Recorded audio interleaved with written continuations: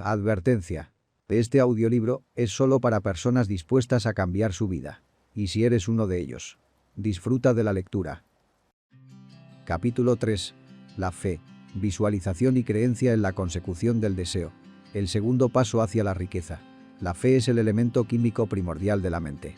Cuando la fe se mezcla con el pensamiento, el subconsciente capta la vibración, la traduce en su equivalente espiritual y la transmite a la inteligencia universal, como en el caso de la plegaria. Las emociones de la fe, el amor y el sexo son las más poderosas entre las principales emociones positivas. Cuando se mezclan las tres, tienen el efecto de colorear el pensamiento de tal manera que éste alcanza al momento el subconsciente y allí se transforma en su equivalente espiritual, la forma singular que induce una respuesta de la inteligencia infinita. ¿Cómo acrecentar la fe? Tenemos un planteamiento que le ayudará a comprender mejor la importancia que el principio de autosugestión asume en la transmutación del deseo en su equivalente físico o monetario. La fe es un estado mental que se puede inducir o crear con la afirmación o con las repetidas instrucciones al subconsciente a través del principio de autosugestión. Como ejemplo, considere el propósito por el que presumiblemente usted está leyendo este libro. El objetivo es, por supuesto, adquirir la capacidad de transmutar el pensamiento intangible del impulso del deseo en su contrapartida física, el dinero. Al llevar a cabo las instrucciones descritas en los capítulos sobre la autosugestión y el subconsciente, resumidas en el capítulo de la autosugestión, usted puede convencer al subconsciente de que cree que recibirá lo que está pidiendo, y ello actuará en esa creencia que su subconsciente le devolverá en forma de fe, acompañada de planes precisos para procurar eso que usted desea. La fe es un estado mental que usted puede incrementar a voluntad una vez que haya dominado los 13 principios, porque se trata de un estado mental que crece voluntariamente a través de la aplicación de esos principios. La repetición de la afirmación de órdenes a su subconsciente es el único método conocido del crecimiento voluntario de la emoción de la fe. Quizás el concepto le quede más claro con la siguiente explicación de la forma en que los hombres, a veces, se convierten en criminales. Para decirlo con las palabras de un famoso criminólogo, cuando los hombres entran por primera vez en contacto con el crimen, este les repugna. Si siguen en contacto con él durante algún tiempo, se acostumbran y lo toleran. Y si permanecen en contacto con el crimen durante el tiempo suficiente, acaban por aceptarlo y se dejan influir por él. Es el equivalente de decir que cualquier impulso de pensamiento que sea repetidamente encauzado hacia el subconsciente resulta aceptado e influye en el subconsciente, que procede a traducir ese impulso en su equivalente físico por el procedimiento más práctico que haya disponible. En relación con esto, vuelva a considerar la proposición de que todos los pensamientos que han sido emocionalizados, cargados emocionalmente y mezclados con la fe empiezan inmediatamente a traducirse en su equivalente física o en su contrapartida.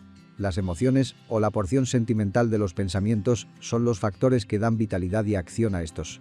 Mezcladas con cualquier impulso de pensamiento, las emociones de la fe, el amor y el sexo le añaden más energía de la que tendría por sí sola. No solo los impulsos de pensamiento que se hayan mezclado con la fe, sino los que se mezclan con cualquiera de las emociones positivas o de las negativas, pueden alcanzar el subconsciente e influir en él. Su subconsciente traducirá en su equivalente físico, por el medio más práctico y directo, cualquier orden que se le dé en un estado de convicción o de fe en que la orden se llevará a cabo. Sin duda, se ha dicho bastante para señalar un punto de partida desde el cual uno puede, mediante la experimentación y la práctica, adquirir la capacidad de mezclar la fe con cualquier orden que se le dé al subconsciente. La perfección surgirá a través de la práctica. No puede aparecer por el mero hecho de leer las instrucciones. Es esencial para usted que estimule sus emociones positivas como fuerzas dominantes de su mente y quite importancia y elimine las emociones negativas. Una mente dominada por emociones positivas se convierte en una morada favorable para el estado mental conocido como fe. Una mente así dominada puede, voluntariamente, darle al subconsciente instrucciones que éste aceptará y ejecutará de inmediato. La fe es un estado mental que se puede inducir mediante la autosugestión. Durante todas las épocas, las religiones han exhortado a la humanidad en conflicto a tener fe en este o aquel dogma o credo, pero no han logrado explicar a las multitudes cómo tener fe. No han afirmado que la fe es un estado mental que se puede inducir mediante la autosugestión. En un lenguaje que cualquier ser humano normal podrá entender, describiremos todo lo que se sabe sobre el principio mediante el cual la fe puede aparecer donde ya no existe. Tenga fe en usted, fe en el infinito. Antes de empezar, debería recordar que la fe es el elixir eterno que da vida, poder y acción al impulso del pensamiento.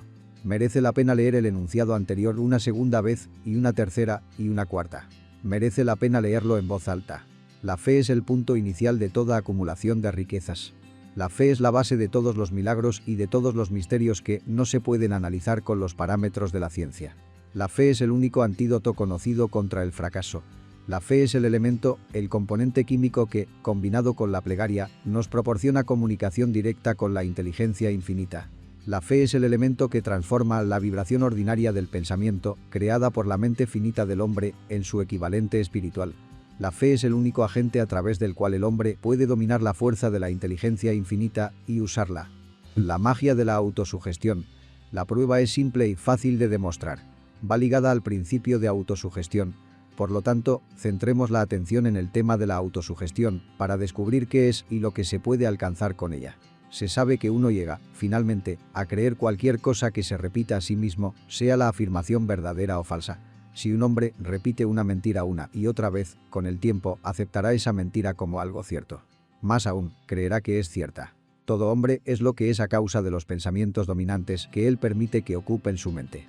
Los pensamientos que un hombre adopta deliberadamente y que anima con entusiasmo y con los que combina una emoción o más, constituyen las fuerzas motivadoras que dirigen y controlan cada uno de sus movimientos, actos y hazañas.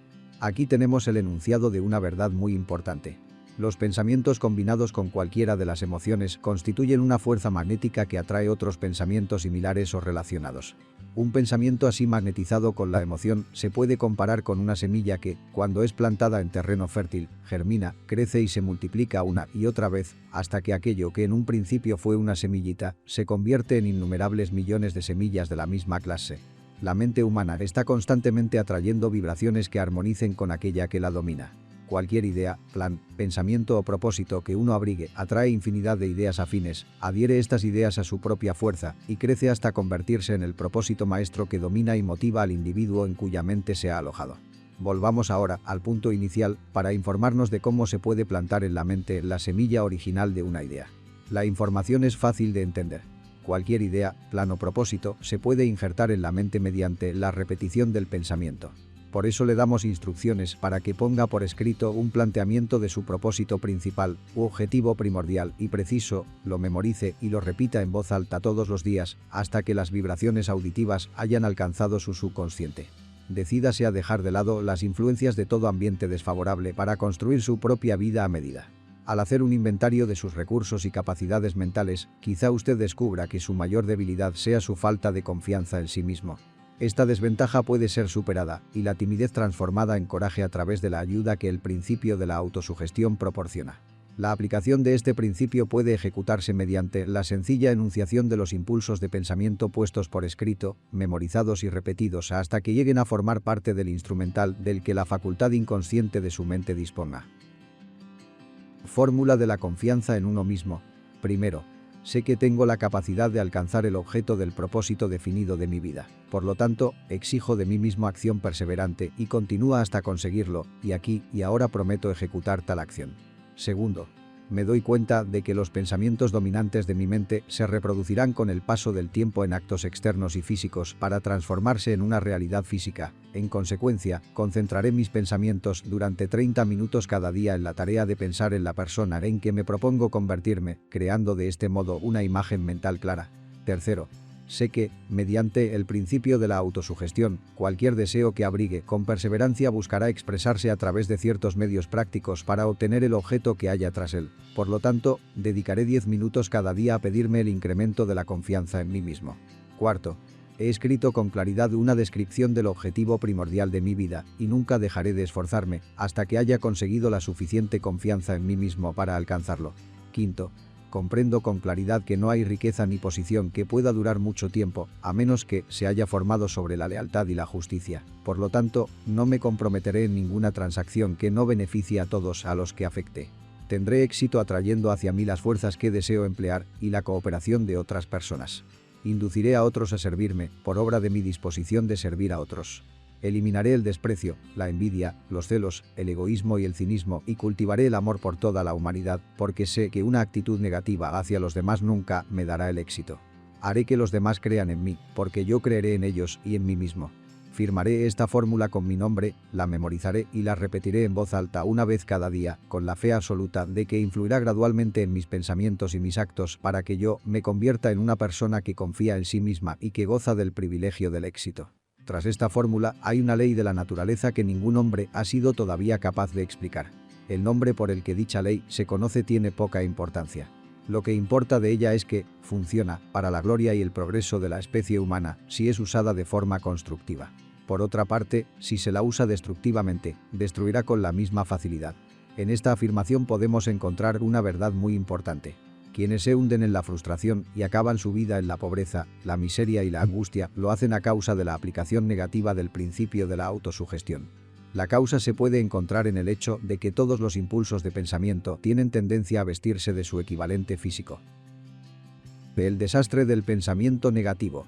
El subconsciente no distingue entre impulsos de pensamiento positivos o negativos. Trabaja con el material que le suministramos a través de nuestros impulsos de pensamiento. El subconsciente traducirá en algo real un pensamiento regido por el miedo con tanta facilidad como transformaría en realidad un pensamiento regido por el coraje o por la fe. Tal como la electricidad hace girar las ruedas de la industria y rinde servicios útiles si se la emplea correctamente, o acaba con la vida si se hace mal uso de ella, así, la ley de la autosugestión nos conducirá a la paz y la prosperidad o nos arrastrará hacia el valle de la miseria, el fracaso y la muerte, de acuerdo con el grado de comprensión y aplicación que tengamos de ella. Si uno se llena la cabeza de miedos, dudas y desconfianza en su capacidad para conectar y usar la fuerza de la inteligencia infinita, la ley de la autosugestión adoptará ese espíritu de desconfianza y lo usará como patrón mediante el cual el subconsciente lo traducirá en su equivalente físico. Así como el viento arrastra una nave hacia el este y otra hacia el oeste, usted será elevado o hundido por la ley de la autosugestión de acuerdo con la manera en que usted oriente las velas de su pensamiento. La ley de la autosugestión, que puede elevar a cualquier persona a niveles asombrosos de realización, queda bien descrita en los siguientes versos. Si piensas que estás vencido, lo estás. Si piensas que no te atreves, así es. Si te gusta ganar, pero piensas que no puedes, es casi seguro. No ganarás. Si piensas que perderás, estás perdido, pues el mundo nos enseña que el éxito empieza en la voluntad del hombre, todo está en el estado de ánimo. Si piensas que eres superior, lo eres. Has tenido que pensar alto para ascender. Has tenido que estar seguro de ti mismo antes de ganar ningún premio. Las batallas de la vida no siempre favorecen al hombre más fuerte o al más rápido, pero tarde o temprano el hombre que gana es el hombre que piensa que puede. Observe las palabras que se han destacado y captará el profundo significado que el poeta expresa. ¿Qué genio yace dormido en su cerebro? En algún rincón de su carácter está latente, dormida, la semilla de la realización que, si germinara y se pusiera en acción, lo elevaría a niveles que tal vez usted nunca soñó alcanzar. Así como un virtuoso puede arrancar las melodías más hermosas de las cuerdas de su violín, usted puede despertar al genio que yace dormido en su mente y hacer que lo conduzca hacia arriba, hacia cualquier objetivo que desee alcanzar. Abraham Lincoln fue un fracasado en todo lo que intentó hasta después de haber alcanzado los 40 años. Fue un don nadie, de ninguna parte, hasta que una gran experiencia entró en su vida y despertó al genio dormido que había en su corazón y en su cerebro para darle al mundo uno de sus hombres realmente grandes. Esa experiencia estaba combinada con las emociones de la aflicción y el amor. Le aconteció a través de Anne Rutledge, la única mujer a quien él amó realmente. Es sabido que la emoción del amor está ligada al estado de ánimo conocido como la fe, y esto se debe que el amor se aproxima mucho a traducir los impulsos de pensamiento propios en su equivalente espiritual. Durante su labor de investigación, el autor ha descubierto, a partir del análisis de la vida y obra y realizaciones de centenares de hombres de posiciones destacadas, que detrás de casi cada uno de ellos existía la influencia del amor de una mujer. Si quiere pruebas del poder de la fe, examine las realizaciones de los hombres y mujeres que se han valido de ella. Jesús, el Nazareno, encabeza la lista. La base de la cristiandad es la fe, con independencia de cuántas personas hayan falseado o malinterpretado el significado de esa gran fuerza. La esencia de las enseñanzas y de las realizaciones de Cristo, que pueden haberse interpretado como milagros, son nada más y nada menos que fe.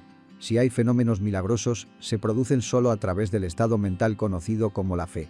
Consideremos el poder de la fe, tal como nos la mostró un hombre bien conocido por toda la humanidad. El Mahatma Gandhi, de la India. En este hombre, el mundo tuvo uno de los ejemplos más sorprendentes de las posibilidades de la fe que conozca la humanidad. Gandhi ostentó más poder potencial que ningún otro de sus contemporáneos, y ello a pesar del hecho de que no contó con ninguna de las herramientas ortodoxas del poder, tales como dinero, barcos de guerra, soldados ni material bélico. Gandhi no tenía dinero, ni casa, ni siquiera ropas, pero tenía poder. ¿Cómo lo obtuvo? Lo creó a partir de su comprensión del principio de la fe y mediante su capacidad para trasplantar esa fe al espíritu de 200 millones de personas. Gandhi consiguió la sorprendente proeza de influir en 200 millones de mentes para formar un conglomerado humano que se moviese al unísono, como un solo hombre. ¿Qué otra fuerza de este mundo, aparte de la fe, puede lograr tanto? ¿Cómo una idea construyó una fortuna? Debido a la necesidad de la fe y de la cooperación en el funcionamiento de los negocios y de la industria, será tan interesante como provechoso analizar un suceso que nos proporciona un excelente ejemplo para la comprensión del método por el cual los individualistas y los hombres de negocios acumulan grandes fortunas al dar antes de intentar obtener.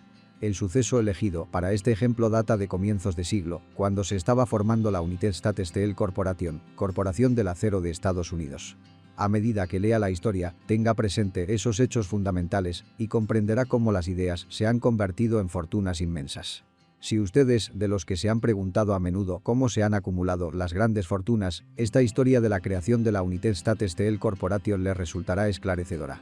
Si tiene alguna duda de que los hombres pueden pensar y hacerse ricos, esta historia disipará esa duda, porque usted podrá ver con claridad en la historia de la United States Steel Corporation la aplicación de una porción importante de los principios que se describen en este libro. El asombroso relato del poder de una idea ha sido escrito de forma espectacular por John Lowery, del New York World Telegram, y la transcribimos con su cortesía. Un bonito discurso de sobremesa por $1.000 millones. Aquella noche del 12 de diciembre de 1900, en la que unos 80 miembros de la sociedad financiera se reunieron en el salón de banquetes del University Club, en la Quinta Avenida, para hacer los honores a un hombre joven del oeste de Estados Unidos, ni media docena de los invitados supuso que estaban a punto de presenciar el episodio más importante de la historia de la industria estadounidense. J. Edward Simmons y Charles Stewart Smith, llenos de gratitud por la pródiga hospitalidad con que Charles M. Schwab les había regalado durante una reciente visita a Pittsburgh, habían organizado la cena para presentar a aquel empresario del acero de 38 años a la Sociedad de Banqueros del Este de Estados Unidos. Pero no esperaban que magnetizara de tal modo la convención. De hecho, le advirtieron que los corazones que rellenaban las camisas de Nueva York no reaccionarían a la oratoria, y que si no quería aburrir a los Tillman y los Harriman y los Vanderbilt, sería mejor que se limitara a 15 o 20 minutos de intrascendencias amables, pero nada más. Incluso John Pierpont Morgan, sentado a la derecha de Schwab, como indicaba su dignidad imperial, se contentó con agradecer muy brevemente su presencia en la mesa del banquete. Y en lo que se refería a la prensa y al público, todo el asunto presentaba tan poco interés que los periódicos del día siguiente ni lo mencionaron. De manera que los dos anfitriones y sus distinguidos invitados probaron los habituales 7 u 8 platos. Hubo poca conversación y, versara sobre lo que versase, fue parca y discreta. Aunque algunos de los banqueros y agentes de bolsa habían visto antes a Schwab, cuya carrera había florecido en los bancos de Monongahela, ninguno lo conocía bien. Pero, antes de que la velada acabara, ellos y Moneymaster Morgan quedarían admirados, y un bebé de $1.000 millones, la United States Steel Corporation, nacería allí. Quizás sea una lástima para la historia que no se haya hecho ninguna grabación del discurso de Charles Schwab en aquella cena. Sin embargo, tal vez se tratara de un discurso casero, con incorrecciones gramaticales, pues los perfeccionismos del lenguaje nunca le interesaron a Schwab, lleno de refranes y compaginado con ingenio. Pero, aparte de eso, obtuvo una fuerza y un efecto impresionantes sobre los $5.000 millones de capital estimado que los comensales representaban.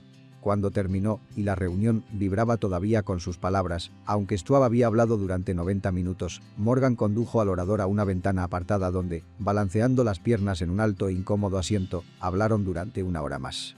La magia de la personalidad de Schwab se había puesto en acción con toda su potencia, pero lo más importante y perdurable fue el programa detallado y explícito que presentó para el engrandecimiento del acero. Muchos otros hombres habían tratado de interesar a Morgan en montar juntos un trust del acero a partir de combinaciones con empresas de pastelería, cables y flejes, azúcar, goma, whisky, aceite o goma de mascar. John Gate, el apostador, lo había urgido a hacerlo, pero Morgan no había confiado en él. Los hermanos Moore, Bill y Jim, mayoristas de Chicago que habían fusionado una fosforera y una corporación de galletitas, habían tratado de convencerlo, fracasando en su intento. Elbert Gary, el sacrosanto abogado del Estado, quiso atraerlo a su terreno, mas no llegó a ser lo bastante grande como para impresionarlo. hasta que la elocuencia de Schwab elevó a Morgan a las alturas desde donde pudo visualizar los sólidos resultados del proyecto financiero más atrevido que se hubiera concebido nunca. La idea era considerada un delirante sueño de especuladores ingenuos. El magnetismo financiero que, hace una generación, empezó a atraer miles de compañías pequeñas y a veces ineficazmente dirigidas a combinaciones más grandes y competitivas, se ha vuelto operativo en el mundo del acero gracias a los artilugios de aquel jovial pirata de los negocios, John Gate. Este había formado ya la American Steel and Wire Company con una cadena de pequeñas empresas y junto con Morgan había creado la Federal Steel Company. Pero al lado del gigantesco trust vertical de Andrew Carnegie, dirigido por sus 53 accionistas, esas otras combinaciones resultaban insignificantes. Podían combinarse como mejor les pareciese, pero ni todas juntas harían mella en la organización de Carnegie, y Morgan lo sabía. El viejo escocés excéntrico también lo sabía. Desde las majestuosas alturas de Skibo Castle había visto, primero divertido y luego con resentimiento, los intentos de las pequeñas compañías de Morgan entremetiéndose en sus negocios. Cuando esos intentos se tornaron demasiado importantes, el mal genio de Carnegie se convirtió en ira y en deseos de venganza. Decidió duplicar cada fábrica suya por cada una que sus rivales poseyeran. Hasta entonces no había tenido interés en cables, tubos, flejes ni planchas. En cambio, se contentaba con venderle el acero en bruto a esas compañías y las dejaba que trabajaran en la especialización que quisieran. Ahora, con Schwab como jefe y lugarteniente capaz, planeaba arrinconar a sus enemigos contra la pared. No tardó mucho en suceder. A Morgan le llevó más o menos una semana digerir el festín de razonamientos que Schwab le había puesto delante. Cuando se aseguró de que no iba a sufrir ninguna indigestión financiera, llamó a Schwab y se encontró con un hombre bastante reticente. Al señor Carnegie, le dijo Schwab, quizá no le alegrara mucho descubrir que el presidente de su conglomerado de empresas había estado coqueteando con el emperador de Wall Street, el barrio que Carnegie había resuelto no pisar jamás. Entonces John W. Gates, que hacía de intermediario entre Morgan y Schwab, sugirió que, si Schwab estuviera casualmente de paso por el Bellevue Hotel de Filadelfia, Morgan podía coincidir con él en el mismo sitio. Sin embargo, cuando Schwab llegó, Morgan se hallaba enfermo en su casa de Nueva York y, presionado por el hombre mayor, Schwab viajó a Nueva York y se presentó ante la puerta de la biblioteca del financiero. En la actualidad, ciertos historiadores de la economía han expresado la sospecha de que esta historia, desde el principio al fin, fue planificada por Andrew Carnegie, que la cena en honor de Schwab, el célebre discurso, la reunión del domingo por la noche entre Schwab y el rey del dinero fueron sucesos que el sagaz escocés había preparado de antemano. La verdad es precisamente todo lo contrario. Cuando Schwab fue llamado a cerrar el trato, ni siquiera sabía si el jefecito, como llamaban a Andrew, prestaría atención a una oferta de vender, en particular a un grupo de hombres a quienes Andrew consideraba dotados de algo menos que la beatitud. Pero Schwab acudió a la reunión con 6 hojas escritas de su puño y letra, llenas de datos que, según él, representaban el valor físico y potencial de rendimiento de cada compañía metalúrgica que él consideraba una estrella esencial en el nuevo firmamento del metal. 4 hombres sopesaron esos esquemas durante toda la noche. El jefe, por supuesto, era Morgan, firme en su credo del derecho divino del dinero. Con él estaba su socio aristocrático, Robert Bacon, un erudito y un caballero. El tercero era John W. Gates, a quien Morgan tachaba de apostador y utilizaba como herramienta. El cuarto era Schwab, que sabía más sobre el proceso de elaborar y vender acero que cualquier grupo de hombres de su época. A lo largo de aquella conferencia, los esquemas del hombre de Pittsburgh no se cuestionaron nunca. Si él decía que una compañía valía tanto, así era, y punto. También insistió en incluir en la combinación solo las empresas que él tenía nominadas. Había concebido una corporación sin dobleces, donde ni siquiera quedaba lugar para satisfacer la codicia de amigos que deseaban descargar sus compañías sobre los anchos hombros de Morgan. Al amanecer, Morgan se puso de pie y se desperezó. Solo quedaba un asunto pendiente. ¿Cree que puede persuadir a Andrew Carnegie de vender?, preguntó. Puedo intentarlo, repuso Schwab. Si usted consigue que venda, me comprometeré en todo este asunto, aseguró Morgan. Hasta allí todo iba bien. Pero, ¿vendería a Carnegie? ¿Cuánto pediría? Schwab pensaba en unos 320 millones de dólares. ¿Cómo se efectuaría el pago? ¿En acciones ordinarias o preferentes? ¿En bonos? ¿En efectivo? Nadie podía reunir 320 millones de dólares en efectivo. En enero acudieron a un partido de golf en los helados prados de St. Andrews, en Westchester, Andrew envuelto en jerseys, bien abrigado, y Charlie conversando de trivialidades para ejercitar el buen humor. Pero no se pronunció ni una palabra sobre negocios hasta que la pareja se sentó en la cálida sala de la cabaña que Carnegie poseía cerca de allí. Entonces, con el mismo poder de convicción con que había hipnotizado a 80 millonarios en el University Club, Schwab dejó caer rutilantes promesas de retiro y comodidad de los innumerables millones que satisfarían los caprichos sociales del viejo escocés. Carnegie estuvo de acuerdo, escribió algo en un trozo de papel y dijo: «Muy bien, venderemos por este precio». La cifra era de unos 400 millones de dólares y surgió a partir de los 320 millones que Schwab había previsto como precio básico, añadiéndole 80 millones para recuperar el valor aumentado sobre el capital previsto durante los últimos 2 años. Más tarde, en la cubierta de un transatlántico, el escocés le decía arrepentido a Morgan: «Ojalá te hubiera pedido 100 millones más». «Si me los hubieras pedido, te los hubiese dado», le respondió Morgan, amable. Hubo cierto alboroto, por supuesto. Un corresponsal británico envió un cable diciendo que el mundo del acero extranjero estaba aterrado ante la gigantesca corporación. El presidente Hadley, de Yale, declaró que, a menos que se regulasen los trusts, el país tendría un emperador en Washington durante los próximos 25 años. Pero ese hábil agente de bolsa que era se aplicó a su trabajo de impulsar tan vigorosamente las nuevas acciones hacia el público, que todo el exceso de liquidez, estimado por algunos en cerca de 600 millones de dólares, fue absorbido en un abrir y cerrar de ojos. De manera que Carnegie obtuvo sus millones. El sindicato de Morgan consiguió 62 millones por todos sus problemas, y todos los muchachos, desde Gates a Gary, también ganaron sus millones. Schwab, de 38 años, obtuvo su recompensa. Fue nombrado presidente de la nueva corporación y ostentó el cargo hasta 1930. La riqueza empieza con una idea. La impresionante historia del gran negocio que usted acaba de leer es un ejemplo perfecto del método por el cual el deseo puede transmutarse en su equivalente físico. Esa gigantesca organización se creó en la imaginación de un hombre. El plan por el que le proporcionaban a la organización hornos de acero que aportaban su estabilidad financiera se creó en la mente de la misma persona. Su fe, su deseo, su imaginación, su perseverancia fueron los verdaderos ingredientes esenciales que conformaron la United States Steel Corporation.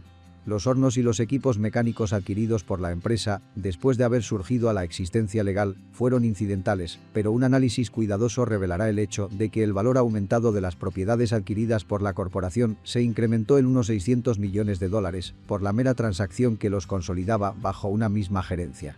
En otras palabras, la idea de Charles M. Schwab, sumada a la fe con la que contagió a Morgan y a los demás, había dado unos beneficios de unos 600 millones de dólares. No es una suma insignificante por una sola idea. La United States Steel Corporation prosperó hasta convertirse en una de las empresas más ricas y poderosas de Estados Unidos, dando empleo a miles de personas, desarrollando nuevas aplicaciones para el acero y abriendo nuevos mercados, demostrando de ese modo que los 600 millones de beneficios que la idea de Schwab produjo estaban bien merecidos. La riqueza empieza a partir de una idea. La cantidad está limitada solo por la persona en cuya mente esa idea se pone en movimiento. La fe elimina las limitaciones. Cuando esté preparado para negociarle a la vida lo que usted desee, recuerde, usted es el que pone el precio por obtener lo que quiere.